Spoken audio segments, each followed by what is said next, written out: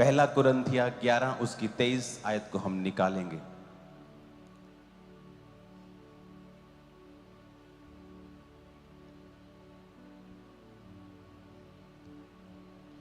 क्योंकि ये बात मुझे प्रभु से पहुंची और मैंने तुम्हें पहुंचा दी कि प्रभु यीशु ने जिस रात पकड़वाया गया रोटी ली और धन्यवाद करके उसे तोड़ा और कहा, यह मेरा शरीर है जो तुम्हारे लिए है, मेरे स्मरण के लिए यही किया करो। अपने हाथों को उठाओ बाइबल समेत और कहो, आज मैं जो सुनूंगा मैं उसे भूलूंगा नहीं। ऊंची आवाज से मांगो जरा।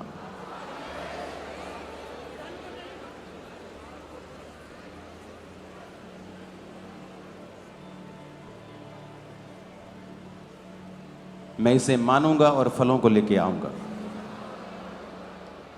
प्रभु यीशु मसीह के नाम में।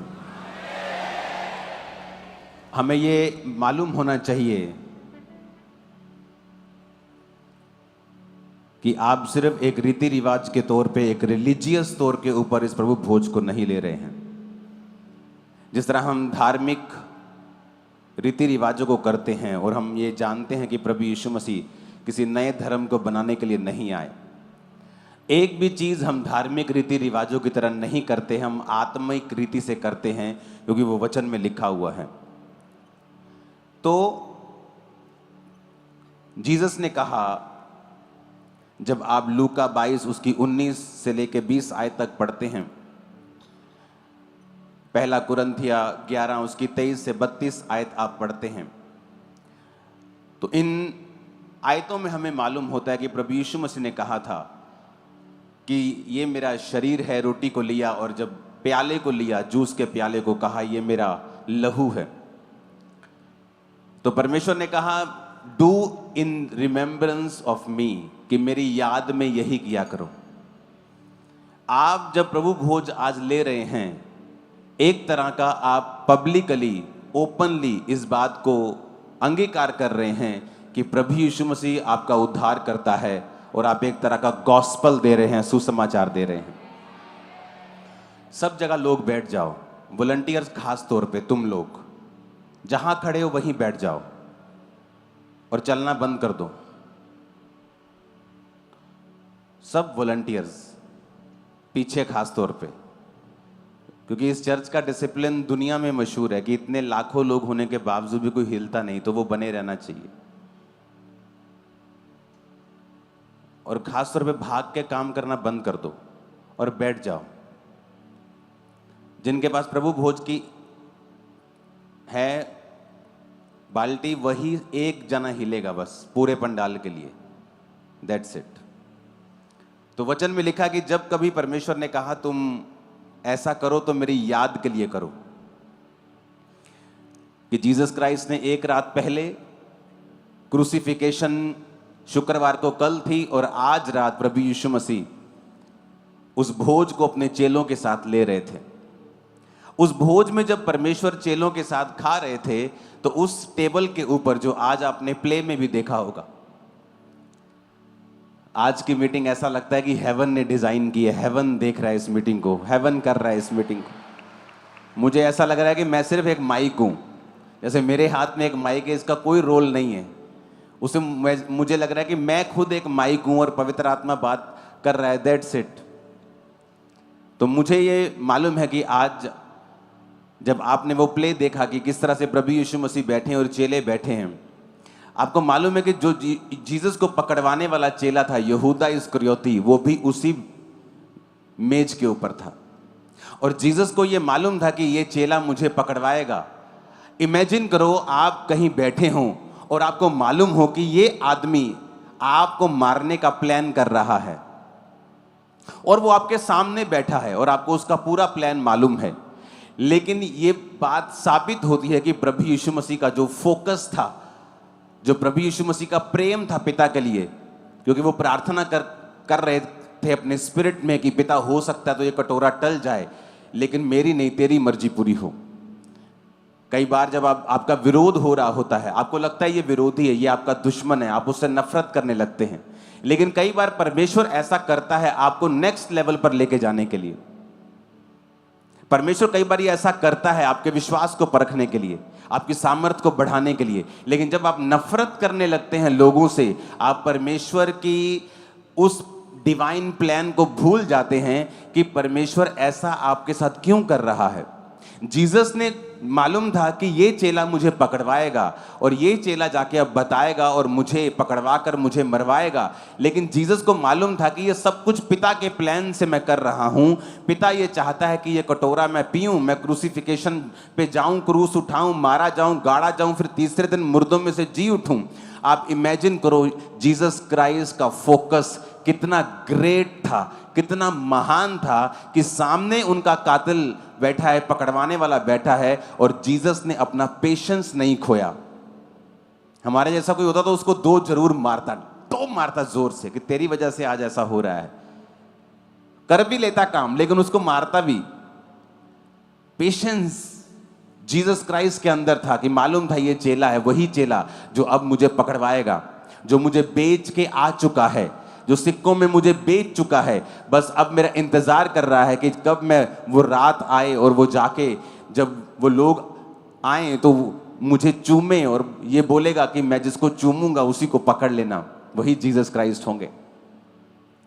अब इमेजिन करो जब जीसस उस मेज के ऊपर थे तो जीसस को मालूम था कि यही चेला मुझे पकड़वाएगा, और फिर भी जीसस ने उसको गाली नहीं दी, जीसस ने उसको धमकी नहीं दी, उसको नरक जाने का थ्रेट नहीं दिया, उसको टांग टूटने का थ्रेट नहीं दिया, उसको मरने का थ्रेट नहीं दिया, उसको गाली नहीं दी, उसको श्रापित नहीं किया। बस यही कहा कि भला होता कि तू वो ना होता, कि ये पाप तुझसे ना होता। इमेजिन करो जब आप उस भोज को, जीसस ने कहा ये मेरा शरीर है, ये मेरा लहू है। क्यों आज हम प्रभु भोज ले रहे हैं? जीसस ने कहा जो मुझे खाएगा वो मेरे जैसा बन जाएगा, मेरा जीवन उसमें प्रवेश करेगा। एक आदमी को अल्जाइमर नाम की डिजीज हो गई। जब अल्जाइमर होता है तो वो आदमी बूढ़ा, अपनी उम्र से अधिक बूढ़ा हो जाता है, हर चीज़ उसकी लो हो जाती है, मरने के कगार पे वो पहुंच जाता है। उसके फैमिली मेंबर्स ने उसे होली कम्युनियन के बारे में बताया कि जीसस ने कहा जो मेरा बदन खाएगा, मेरा लहू पिएगा, उसमें जीवन है। ये कोई सांकेतिक चीज़ नहीं है, सिंबॉलिक नहीं है, ये रियल है। जीसस ने कहा आपके ब्लड में अगर टेस्ट किया जाए तो आपके ब्लड के टेस्ट को देखकर डॉक्टर लोग बता देंगे कि आप क्या खाते हैं।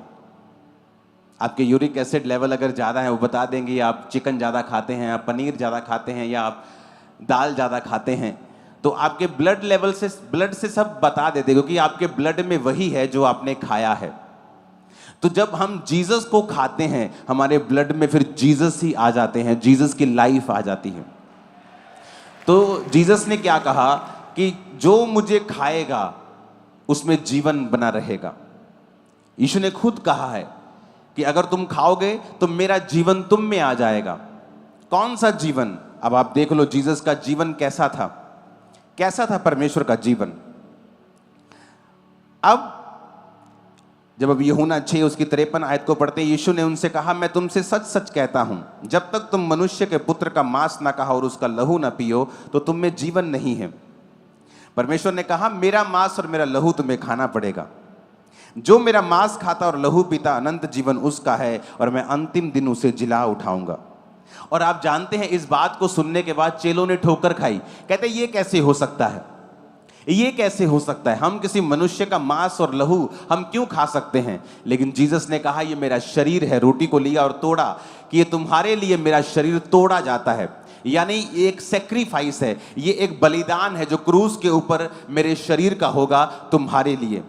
परमेश्वर ने कहा ये लहू का बलिदान तुम्हारे लिए होगा कि तुम्हारे पापों के कारण मेरा जवानी का जो गाढ़ा लहू है वो बहाया जाएगा। हालेलुया। और वचन कहता है, परमेश्वर ने कहा ये नई वाचा का लहू है। जब आप लहू को पीते हैं आप ग्रेस में प्रवेश कर जाते हैं। कौन सी ग्रेस? कि आप पुराने नियम में किसी किसी पर आत्मा उतरता था, किसी किसी के ऊपर परमेश्वर की कृपा होती थी, पर परमेश्वर ने कहा जो मेरा लहू पिएगा, मेरा बदन खाएगा और इस नई ग्रेस, नई वाचा के लहू के ऊपर विश्वास करेगा, अब जो कोई परमेश्वर को ग्रहण करेगा उसके ऊपर ग्रेस आ जाएगी। अब उसे पुरानी व्यवस्था के अनुसार नहीं जीना पड़ेगा, अब किसी किसी के आत्मा नहीं आएगा, सब मनुष्यों के ऊपर मेरा आत्मा उंडेला जाएगा। तुम्हारे बेटे बेटियां भविष्यवाणी करेंगे, तुम्हारे दास दासी के ऊपर परमेश्वर ने कहा मैं अपना आत्मा उंडेलूंगा। वो उन्हीं लोगों के लिए कहा जो उसके लहू को और उसके बदन को खाते हैं और परमेश्वर की कुर्बानी को रिसीव करते हैं। परमेश्वर ने कहा जो इस कुर्बानी को ग्रहण करेंगे, मेरे भोज को खाएंगे, मेरे लहू को पिएंगे, वो नई वाचा में प्रवेश कर जाएंगे। अब आप खुद एक याजक हैं, आप खुद एक राजा हैं। आपको परमेश्वर के पास जाने के लिए किसी याजक की जरूरत नहीं है, आपको पाप माफ करवाने के लिए मेरे पास आने की जरूरत नहीं है। बाइबल कहती है कि एक दूसरे के सामने अपने पापों को मान लो, लेकिन अब आप डायरेक्ट परमेश्वर से प्रार्थना कर सकते हैं, डायरेक्ट परमेश्वर से पापों को माफ करवा सकते हैं, डायरेक्ट परमेश्वर के अनुग्रह के सिंहासन के सामने जाकर मांग सकते हैं जो आपको चाहिए। आमीन। और परमेश्वर ने क्या कहा? परमेश्वर ने कहा कि ऐसी चीजें तुम जब इकट्ठे होते हो किया करो। यूनिटी सिखा, परमेश्वर में यूनिटी में रखना चाहते हैं, एक मन रखना चाहते हैं। पुरानी कलीसिया बाइबल कहती है एक चित्त, एक मन, एक मनसा थी, कोई अलग मनसा नहीं थी। मेरी मनसा भी सुसमाचार प्रचार की है कि लोगों को बताएं, भारत के लोगों को बताएं कि प्रभु यीशु मसीह धर्म परिवर्तन करने नहीं आए हैं। वो धर्म परिवर्तन करने आए होते तो हम बताते कि हाँ हम अब आपका धर्म परिवर्तन करना चाहते। किस चीज का डर है हमें? किसी चीज का नहीं। लेकिन परमेश्वर ने कहा वो एक नया धर्म बनाने के लिए नहीं आया, वो आपको जीवन देने के लिए आया। हम सुसमाचार लोगों को सुनाएं कि प्रभु यीशु मसीह तुम्हारे कलेशों से छुटकारा देने के लिए, तुम्हारी बीमारियों से तुम्हें आजाद करने के लिए, तुम्हें शांति देने के लिए उन्होंने सब कुछ सहा है। हालेलुया। तो वचन क्या कहता है? परमेश्वर कहता है अगर तुम मेरा लहू पियोगे, मेरा मांस खाओगे तो तुम में जीवन बना रहेगा। आज जब हम परमेश्वर के लहू को लेते हैं तो वचन ये भी हमें कहता है, जब हम कुरिन्थियों की उस आयत को फिर से पढ़ते हैं तो उसमें लिखा हुआ है, 26 आयत में लिखा है, पहला कुरिन्थियों 11 उसकी 26, कहता है जब तुम ये रोटी और कटोरे में से पीते हो, प्रभु की मृत्यु को जब तक वो ना आए प्रचार करते हो। जो कोई अनुचित रीति से प्रभु की रोटी खाए, कटोरे में से पिए, वह प्रभु की देह और लहू का अपराधी ठहरेगा। इसलिए मनुष्य अपने आप को जांच ले कि इस रीति से रोटी में से खाए और कटोरे में से पिए, क्योंकि जो कोई खाते पीते समय प्रभु की देह को ना पहचानेगा, वह अपने खाने और पीने से अपने ऊपर दंड लेके आता है। हालेलुया। यानी जब हम इकट्ठे होते हैं यूनिटी के लिए, हम यूनिटी में आते हैं, हम प्रभु भोज लेने के लिए, हम घरों में भी इसे ले सकते हैं। तो परमेश्वर ने क्या कहा कि तुम अपने आप को जांचोगे, देह को जांचना, जांच कर रोटी खाए। इसका मतलब क्या? कि मैं अपने आप को जांचूं कि क्या मैं सचमुच परमेश्वर की देह से प्यार करता हूं, उसकी देह को मैं खा रहा हूं। आप भी परमेश्वर की देह हैं। जब मैं आपकी बदनामी करता हूं तो एक्चुअल में परमेश्वर की देह की बदनामी करता हूं। जब मैं अपनी आशीष को किसी गरीब विश्वासी को शर्मिंदा करने के लिए इस्तेमाल करता हूं, मैं परमेश्वर की देह की बदनामी करता हूं। तो वचन कहता है तुम अपने ऊपर दंड लेके आओगे और बीमार रहोगे अगर प्रभु की देह को नहीं पहचानोगे। तो वचन कहता है जो कोई प्रभु का देह खाएगा और लहू पिएगा उसमें जीवन होगा। यही वचन उसको दिया गया जब अल्जाइमर नाम की डिजीज उसे हुई। वचन दिया गया कि परमेश्वर चाहता है कि तू चंगा हो। उसने लहू को बहाया, उसने तेरे लिए बदन दिया है। वो बदन और लहू को लेना शुरू हो गया। जब 3 दिन लगातार उसने घर बैठे परमेश्वर का बदन लिया और रोज लहू लिया, घर बैठा रहता था। कोई ऐसे पेशेंट चल नहीं सकते ज़्यादा, वो लो होने शुरू होते हैं और मर जाते हैं। तो जब उसने बदन लिया, परमेश्वर ये तेरा शरीर है जो मेरे लिए तोड़ा गया, ये तूने इसीलिए तोड़ा कि मैं शारीरिक रूप से कमजोर ना रहूं। अगर परमेश्वर ने सिर्फ लहू पाप माफ करवाने होते, वो सिर्फ लहू बहाता, कि कोई आता और परमेश्वर को मारता कि उसका सारा लहू बह जाता। लेकिन वचन ये कहता है कि उसकी सुंदरता आदमियों के जैसे नहीं रह गई थी जब प्रभु यीशु मसीह को कोड़े मारे गए थे। उसका मुंह, उसकी पीठ, जब 39 कोड़े लगे थे तो एक एक कोड़े से 40-40, 50-50 ग्राम मांस बाहर आता था। तो बाइबल कहती है वो पहचान भी नहीं पा रहे थे कि ये वही प्रभु यीशु मसीह है।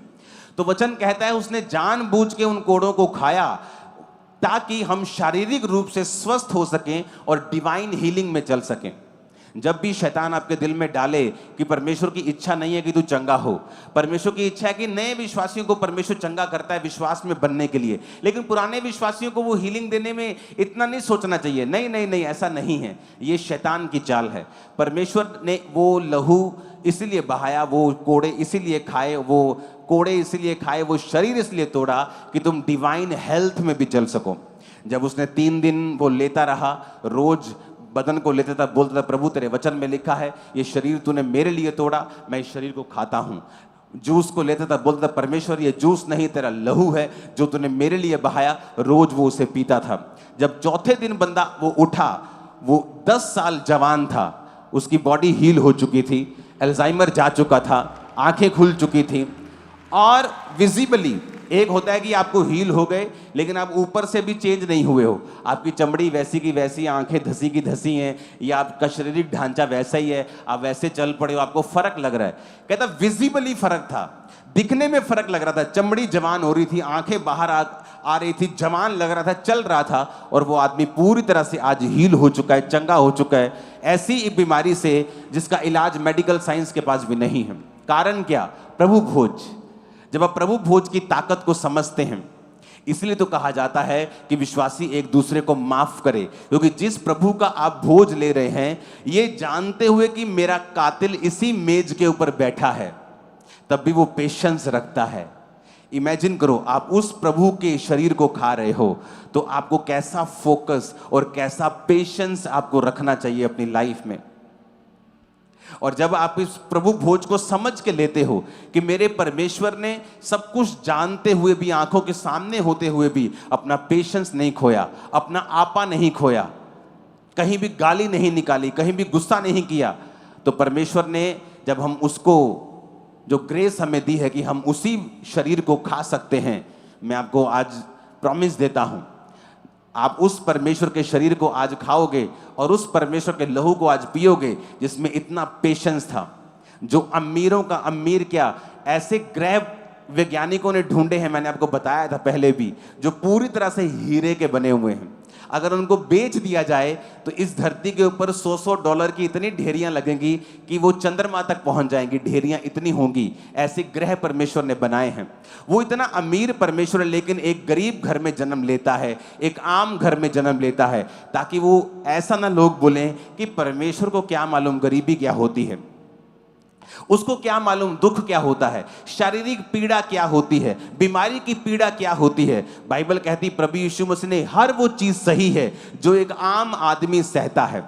वो एक गरीब घर में, आम घर में जन्म लेते हैं, वो अपने पिता के साथ काम करते हैं, वही काम जो उनके पिता कारपेंटरी का करते हैं वही जीसस क्राइस्ट करते हैं, वही कोड़े वो खाते हैं, शारीरिक पीड़ा को सहते हैं। मानसिक पीड़ा इतनी थी परमेश्वर को, लोग बोलते हैं कि परमेश्वर को मानसिक पीड़ा कैसे हो सकती है। जानबूझ के यहोवा पिता ने उनको मानसिक पीड़ा से निकाला।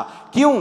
बाइबल कहती जब परमेश्वर गसमनी के बाग में थे तो वचन कहता है कि प्रभु कह रहे थे पिता हो सकता तो कटोरा टल जाए, और कुछ मूर्ख लोग जिनको बाइबल के बारे में पता नहीं कहते हैं कि ले वो तो आप कह रहे सी परमेश्वर ਨੂੰ, ਉਹ ਤਾਂ ਆਪ ਕਹਿੰਦਾ ਫਿਰਦਾ ਸੀ प्रभु जी, वो डरता सी परमेश्वर तक कि ऐसा ना होवे, सलीबी मौत टल जाए। वो पीड़ा के बारे में यीशु मसीह नहीं कह रहे थे। यीशु मसीह इसलिए दुखी नहीं थे कि कल मुझे क्रूस उठाना पड़ेगा या मेरे को मार पड़ेगी, वो इसलिए दुखी थे कि वचन कहता है जो काठ पर लटकाया जाएगा वो श्रापित है। वो जो काठ पे लटकाया जाता है वो श्रापित है। जब एक बंदा श्रापित हो जाता है तो वचन कहता है कि यहोवा परमेश्वर इतना पवित्र है कि वो श्रापित को देखता नहीं। तो यीशु मसीह को मालूम था कि कल जब मैं क्रूस पर चढ़ाया जाऊंगा तो कुछ देर के लिए पिता अपनी पीठ फेर लेगा, अपना मुंह मुझसे हटा लेगा और अपनी पीठ मेरी ओर कर लेगा। वो पीड़ा थी प्रभु यीशु मसीह के अंदर जुदाई की, कि परमेश्वर नहीं चाहते थे कि चाहे वो 2 पल हो, चाहे वो आधा घंटा हो, 5 मिनट हो, वो कुछ भी हो, कि मैं 1 सेकंड के लिए भी पिता से अलग ना हूं। ये परमेश्वर की पीड़ा थी। प्रभु कह रहे थे थे कि हे पिता, हो सकता है तो ये कटोरा टल जाए, पर मेरी नहीं तेरी इच्छा पूरी हो। लेकिन प्रभु यहोवा ये चाहते थे कि प्रभु यीशु मसीह इस मानसिक पीड़ा से निकले। और वचन कहता है कि जब प्रभु यीशु मसीह इस मानसिक पीड़ा से निकल रहे थे कि पिता, हो सकता है तो ये ऐसी चीज हट जाए, लेकिन तेरी इच्छा पूरी हो, तो वचन कहता है कि खून उनके माथे में से, उनके बदन में से खून पसीने के साथ, इतना स्ट्रेस लेवल हाई था कि वो खून बाहर आ रहा था उनकी चमड़ी में से होकर। इतना स्ट्रेस लेवल जो था परमेश्वर का, वो जाहिर हो रहा था कि परमेश्वर इस समय मानसिक पीड़ा में से होकर गुजर रहे हैं। अगले दिन वो शारीरिक पीड़ा से, आत्मिक पीड़ा से होकर गुजरे। उसने सारी पीड़ाएं सही, आम घर में पैदा हुए, गरीबी को देखा, दुखों को देखा, बीमारी को देखा। जब बाइबल कहती है कि उन पर कोड़े बरस रहे थे, तो बाइबल कहती है उसकी सुंदरता आदमियों के जैसी नहीं रह गई थी, उसको पेन हो रहा था। हर एक चीज परमेश्वर ने सह ली थी। किसके लिए? आपके लिए। और जब आज आप उस भोज को खाते हैं, उस लहू को पीते हैं, आप एक तो जीसस क्राइस्ट के जैसा स्वभाव अपने अंदर पाते हैं। आप स्ट्रांग लाइफ को फील करेंगे कि आपकी स्पिरिचुअल लाइफ स्ट्रांग हुई है और ताकतवर हुई है। आप जीसस के जैसा पेशेंस पाएंगे, जीसस के जैसा फोकस पाएंगे, जीसस के जैसी दलेरी भी आज आपके अंदर आएगी। और मैं आपको बता रहा हूं, ये मेरी लाइफ का पर्सनल एक्सपीरियंस है। आप जब आत्मिक चीजें करते जाते हैं, कई बार आपको आपकी लाइफ में बीमारी एंटर करती है, या कोई परीक्षा एंटर करती है, या कोई ऐसी अनहोनी घटना आपके साथ होती है और आप सोचते हैं कि ये मेरे साथ क्यों ऐसा हो रहा है। आप प्रार्थना करते हैं, आप दुनियावी चीज़ें भी जो आपको करना है, आप मेडिसिन खाते हैं, कुछ भी करते हैं, दुनियावी तरीके से अपनी प्रॉब्लम को सॉल्व करने का यत्न करते हैं। लेकिन अगर आप आत्मिक चीज़ें करते जाएंगे, मैं आपको बता रहा हूँ, ये प्रोफेसी है, परमेश्वर आपको सरप्राइज देंगे एक दिन अचानक से। और वो सरप्राइज उस दिन होगा जिस दिन आपने एक्सपेक्ट नहीं किया होगा। वो काम उस दिन होगा जब आपने सोचा भी नहीं होगा। आप सोचेंगे कि हाँ, अब मुझे अगले महीने और सफर करना है, लेकिन सडनली परमेश्वर का आत्मा आपको छुएगा और बड़े काम आपकी लाइफ में करके आपको छुटकारे की तरफ लेके जाएगा। और ऐसा तब होता है जब आप अपनी आत्मिक पोजीशन को छोड़ते नहीं हैं, आप अपनी आत्मिक चीज़ों को छोड़ते नहीं हैं, आप प्रार्थना करना नहीं छोड़ते हैं, आप बाइबल पढ़ना नहीं छोड़ते, आप पवित्रताई के सिद्धांत को छोड़ते नहीं हैं, आप परमेश्वर के साथ समय को बिताते हैं। मैं पिछले कुछ दिनों में अचानक, मेरे को इंटरनेट का शौक नहीं है, मेरी वाइफ तो किसी भी ऐप पर भी नहीं है, ना ये फेसबुक पे है, ना इंस्टा पे है, मेरे फ़ोन पे चीज़ें हैं। मैं अपनी मिनिस्ट्री का कुछ चेक कर लिया, तो एक दिन मैं अपने फ़ोन पे था और 4-5 मिलियनर बिलियनर लोग आए जो बहुत अमीर थे। उनकी इंटरव्यू हो रही थी, एक आदमी उनकी इंटरव्यू ले रहा था, और सब में एक चीज़ कॉमन थी। सब कहते थे कि मैं जब 28 साल का था, मैं बाइबल पढ़ रहा था, तो परमेश्वर ने मेरे से बात की बाइबल में से, और तब से मेरी ज़िंदगी बदल गई। मैं ब्रिज के नीचे रहता था, आज मेरी हज़ारों करोड़ों की कंपनी है। सभी की लाइन सेम थी कि मैं बाइबल के साथ जुड़ा हुआ था, मैं परमेश्वर पर विश्वास करता था। कल मैं एक जगह बैठा हुआ था और वहां पे मैं अपनी टेस्टिमनी को दे रहा था, और मेरे पास परमेश्वर की ओर से एक छोटी बाइबल, जो मेरी पहली बाइबल जो मैंने अपनी वाइफ को गिफ्ट दी, वो मेरे साथ थी। और मैं उनसे बात कर रहा था। मैंने कहा मेरी लाइफ की हर बड़ी शुरुआत बाइबल से हुई है। जब मैं मेंटली अपसेट के अटैक से निकल रहा था, तो मैं 15 मिनट की प्रार्थना करता था। मुझे अब याद नहीं, 15 मिनट में 3 बार करता था, शायद 15 मिनट में 2-3 बार प्रार्थना करता था। और 15 मिनट में भी मैं अपनी घड़ी को, तब दूसरे मोबाइल होते थे, टाइम उन पे भी आता था, तो उन पर मैं 15 मिनट में भी 3-4 बार मोबाइल देख लेता था, कितने मिनट हो गए, कितने मिनट हो गए। तो इस तरह से मैं प्रार्थना करता था। और एक दिन जब मुझे अटैक होने लगते थे, तो मुझे बाइबल पढ़ता था जब मेरे अटैक खत्म होते थे, क्योंकि उसका दवाई इलाज नहीं था। आप नशा कर ले, उसका इलाज नहीं था। तो मेरे जीवन में परमेश्वर ने शैतान को भी इस्तेमाल किया। जब मेरे को अटैक होता था दुष्ट आत्मा का, तो मैं बाइबल पढ़ता था और सिर पे अनॉइंटिंग ऑयल लगा के अपनी छत पे चला जाता था, बाइबल पढ़ता था 3-3 घंटे, 6-6 घंटे। उस वजह से मेरे को पूरा नया नियम याद हो गया था। कोई भी विश्वासी अगर मेरे पास आता था, मैं जब मैं पास्टर के पास अपने जाता था और कोई विश्वासी किसी के पास विजिट होती थी, तो मेरे को बाइबल रटी हुई थी, वो कोई भी चीज़ बोलता था तो मैं झट से बाइबल निकाल लेता था कि तेरे बारे में परमेश्वर का वचन ये कहता है। तो इतना परमेश्वर ने मुझे, इसलिए नहीं कि प्रभु से बहुत प्यार करता था, इसलिए कि परमेश्वर ने मुझे ऐसी सिचुएशन में डाल दिया कि मुझे बाइबल पढ़नी पड़ती थी, नहीं तो मेरे मेंटली अपसेट के अटैक खत्म नहीं होते थे। तो उनमें मैंने क्या सीखा, एक दिन मैं जब बाइबल पढ़ रहा था तो परमेश्वर का वचन आया, हे मेरे प्रिय भाइयों, हियाव बांधो, दृढ़ रहो, क्योंकि तुम जानते हो कि मसीह में की गई मेहनत व्यर्थ नहीं। मुझे लगा परमेश्वर ने मुझसे बात की है। अगर मैं चाहता हूं कि मैं मेंटली अपसेट के अटैक से फ्री हो जाऊं, मैं इस बीमारी से आज़ाद हो जाऊं, तो मेरी मेहनत नहीं, शायद प्रभु ये चाहता है कि मैं मेहनत करूं। तब मेरे रोजे रखने स्टार्ट किए, 40 रोजे स्टार्ट किए, फिर 40 खत्म, फिर 40, फिर 40, एक साल में 5 बार 40 रोजे रखे। और परमेश्वर का दास मेरे सपने में आके मुझे कहता है, तेरा जो डिप्रेशन है इसके विषय में परमेश्वर से दिल खोल के प्रार्थना कर। यानी जिस चीज का तुझे डिप्रेशन है उसको शब्दों में बोल कर, कि तेरे दिमाग में क्या आता है उस चीज को शब्दों में बोल बोल कर परमेश्वर के सामने प्रार्थना कर, तेरा डिप्रेशन जो है वो खत्म हो जाएगा। और वो दिन था और आज दिन है, 20 साल हो चुके हैं, वो चीज वापिस कभी नहीं आई मेरी लाइफ में। लेकिन वो कैसे हुआ? सारे मिलियनर्स बिलियनर्स बता रहे थे बाइबल, वचन, फेथ। आज विश्वासी बाइबल के साथ जुड़ा हुआ नहीं है। क्रिश्चियन बंदे को लगता है मैंने बाइबल पढ़ी हुई है, विश्वासी को लगता है मैं नया नियम पढ़ूंगा। नहीं, ऐसा नहीं है। अगर आप बाइबल के साथ अटैच्ड हो और उसको रेगुलर पढ़ते हो, कोई पता नहीं कौन सा वचन किस दिन जीवित हो जाएगा। जब मैं बाइबल पढ़ता हूं, आप जानते कई बार अगर मैं अपनी, ये चीज आपको शायद समझ आए चाहे ना आए, कुछ चीजें डीप हैं। अगर मैं एक बाइबल को पढ़ूं तो शायद आप ये बात नहीं जानते कि जो मैं पढ़ रहा हूं उस वचन को जीवित कर सकता हूं अगर आपके अंदर पवित्र आत्मा है तो। शायद आप ये बात ना समझें कि वचन तो जीवित ही है, लेकिन मैं आपको कुछ और कह रहा हूं। आप उसे व्यक्तिगत बना सकते हैं। एक वचन लिखा है कि परमेश्वर ने कहा धर्मी का वंश बचाया जाएगा, लेकिन अगर आपके अंदर पवित्र आत्मा है, आप प्रभु की प्रेजेंस में हैं, और अगर आप वो वचन पढ़ लें, उसे व्यक्तिगत बना लें, आप जीवित कर सकते हैं और एक बच्चा पा सकते हैं परमेश्वर से। मेरी बात समझ आ रही है कि नहीं? जीवित कर सकते हैं आप वर्ड को। मैं मेंटरशिप मीटिंग में अगर जा रहा हूं तो मैं उन वचनों को पढ़ूंगा जो मुझे चाहिए, और उन वचनों को लेकर मैं जीवित कर सकता हूं, उनकी लाइफ में ज्वलंत कर सकता हूं, काम कर सकता हूं उन वचनों के द्वारा। कितने मेरी बात को समझ रहे हैं? कुछ चीजें डीप है, अगर मैं इनको समझाने लग जाऊंगा तो आज के टॉपिक से हम हट जाएंगे। परमेश्वर यीशु मसीह ने वचन को जीवित किया, जो लिखा हुआ था कि यहोवा का आत्मा मुझ पे है, उसने सुसमाचार सुनाने के लिए मेरा अभिषेक किया। लेकिन जब जीसस ने पढ़ा, वो जीवित हो गया, व्यक्तिगत हो गया और जीसस के लिए हो गया। तो जो व्यक्ति विश्वासी जो है, जो अगर वचन के साथ जुड़ा हुआ नहीं है, तो उसे बहुत सी चीजें मिलती नहीं। क्यों? क्योंकि अगर आप वचन के साथ जुड़े हुए होंगे, कोई पता नहीं कौन सा वचन आपके दिल में हिट कर जाए। जीसस के वचन में लिखा है, यहोवा के दाहिने हाथ में दीर्घ आयु और बाहिने हाथ में धन और महिमा है। अगर एक विश्वासी इसे पढ़े जो गरीब है, जो गरीबी के श्राप से निकल रहा है, भाई साहब, आप परमेश्वर के नाक में दम कर दोगे इस वचन से। अगर आप में दिमाग हुए ना, अगर आप में बुद्धि हुई, इस एक वचन से आप प्रभु के सामने रोज घुटने लगा के बैठ जाओगे।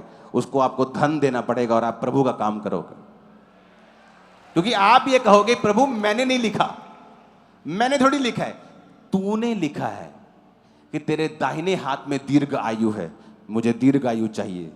तेरे बाहिने हाथ में धन है और महिमा है, मुझे दोनों चीजें चाहिए। तू मेरा परमेश्वर, तू मेरा बाप है, तेरे हाथ में सारा कुछ है। तू अपने बेटे से कैसे छुपा सकता है? तू अपने बेटे से ये तीन चीजें कैसे रख सकता है? तू कैसे हो सकता है कि तो तीन चीजें मेरे जीवन में ना हो? जिस दिन घुटनों पे लड़ना सीख जाओगे, पिता से लेना सीख जाओगे, पिता तुम्हें दे देगा सारा कुछ। पर बात यह है कि विश्वासी की लाइफ में वचन जीवित नहीं होता। क्यों? वो उसे पढ़ता नहीं। अगर आप 10 बच्चों के बीच में बाइबल पढ़ेंगे, आपको नहीं समझ आएगी। आप एकांत में पढ़ें, अलग होके पढ़ें, काम होके पढ़ें, समझ के पढ़ें, और देखें वचन आपको क्या कह रहा है। कि परमेश्वर कह रहा है मेरे दाहिने हाथ में दीर्घ आयु। आप अपनी बीमारी को हील कर सकते हो कि प्रभु तेरे वचन में लिखा तेरे दाहिने हाथ में दीर्घ आयु है। अगर तेरे दाहिने हाथ में है तो किसके लिए है? मेरे दुश्मन के लिए नहीं, मेरे लिए। मुझे चाहिए, मुझे चाहिए। आप दिन रात इस वचन से प्रार्थना करने लगते हैं। जब दिन रात वचन से प्रार्थना करने लगते हैं तो परमेश्वर का वचन खुद कहता है कि अगर तू दिन और रात मेरे नाम की दुहाई देगा तो मेरा पिता तुम्हारा न्याय जल्दी चुकाने के लिए आएगा और देर ना करेगा। पर बात यह है कि वो एक पर्सनल रिलेशन पे निर्भर करता है। अब आपने वो थोड़ा सा मुद्दा भटका दिया है, तो ये भी पवित्र आत्मा की ओर से है कि अब वो पर्सनल रिलेशन पे निर्भर करता है कि क्या आपके अंदर पवित्र आत्मा है कि आप पढ़े हुए वचन को जीवित कर सकते हैं, आप उसे जीवित कर सकते हैं कि प्रभु तेरे वचन में लिखा है कि गर्भ का फल यहोवा की ओर से प्रतिफल है। अच्छा, गर्भ का फल यहोवा की ओर से प्रतिफल है कि यहोवा उसे देता है, तो मेरे जीवन में क्यों नहीं? आप फाइट करते हैं, आप प्रेयर करते हैं रोज, आप 8 साल प्रार्थना करते हैं एक वचन से, भाई साहब प्रभु को आपकी सुननी होगी, वो आपको गर्भ को खोलेगा। वो कितने मेरी बात को समझ रहे हैं? वचन को जीवित करना बहुत जरूरी है। हालेलुया। तो फिर से उसी मुद्दे पे हम आते हैं कि परमेश्वर क्या कहता है कि मेरा बदन जो तुम खा रहे हो, मेरा लहू तुम पी रहे हो, तुम मेरे जीवन को खा रहे हो।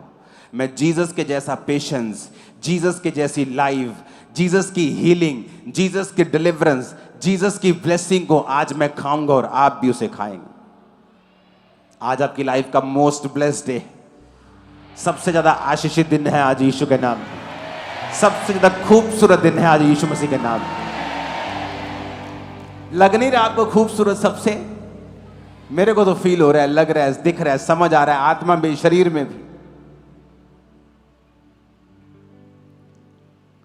हालेलुया। उसने कहा मेरा बदन तुम खाओगे। अब जब हम उसका शरीर खा रहे हैं, हम हीलिंग को खा रहे हैं, उसकी लाइफ को खा रहे हैं।